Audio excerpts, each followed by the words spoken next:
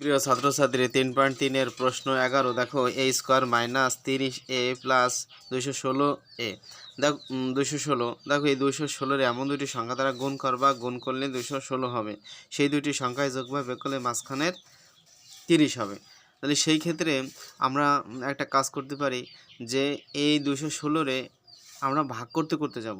যেমন আমরা 5 দিয়ে ভাগ করব, 10 দিয়ে ভাগ করব, একসময় দেখা যাবে ওই দুইটি সংখ্যা যেটা ভাগফল পাবো আর এই ভাজক দুইটা গুণ করবা, গুণ করলে আমাদের এই 216 হয়ে গেল। সেই দুইটি সংখ্যা যোগ বিয়োগ করলে আমাদের 30 হচ্ছে কিনা এটা দেখতে হবে। এভাবে পর্যায়ক্রমে আমাদের কাজ করতে হবে। এভাবে যদি আমরা কাজ করি তাহলে আমরা সমাধানে দেখি, দেখো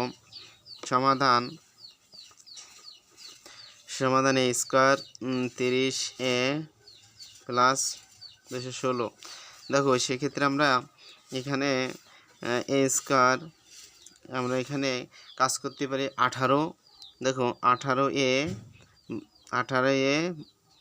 মাইনাস 18a মাইনাস 12a, দেখো মাইনাস 18a আর মাইনাস 12a যোগ করলে কত 30a হয়ে যায়। দেখো এই মাইনাস মাইনাস থেকে একটা মাইনাস কমন আর সংখ্যাগুলো যোগ হয়ে যাবে। 18 আর হলো 12 যোগ করে 30 হয়। আবার এই 18 আর এই 12 যদি গুণ করো 216 হয়। তো এইভাবেই তোমাদের কাজ করে বের করে নিতে হবে। দেখো এখন আমাদের 4টা পদ হয়ে গেছে। 4টা পদের মধ্যে আমরা 2টা করে কমন নেব। দেখো এখানে a স্কোয়ার আছে, এখানে একটা a আছে, তাহলে a কমন নেবার থাকলো কত a, আর এখানে থাকলো 18।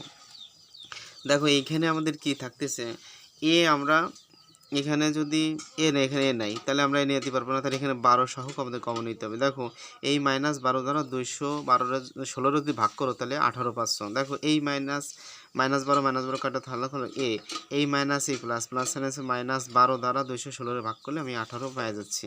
এই যে আমরা 18 পেয়ে গেলাম। দেখো এখন কথা হলো কি আমাদের এই কাজগুলো করো।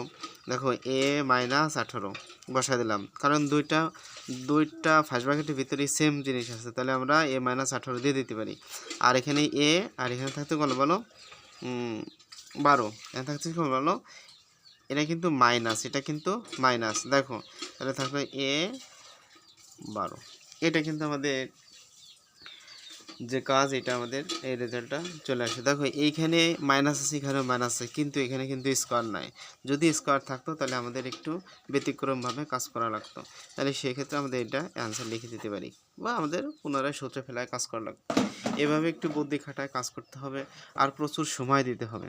দেখো যদি সময় না দাও অঙ্কে কখনো অঙ্ক করা পসিবল না। অবশ্যই অঙ্ক করতে গেলে তোমাকে অবশ্যই সময় দিতে হবে। সেক্ষেত্রে যে যত বেশি সময় দেবে পড়ালেখা সে তত শিখবে। তাই বেস্ট অফ লাক, ভালো থাকো।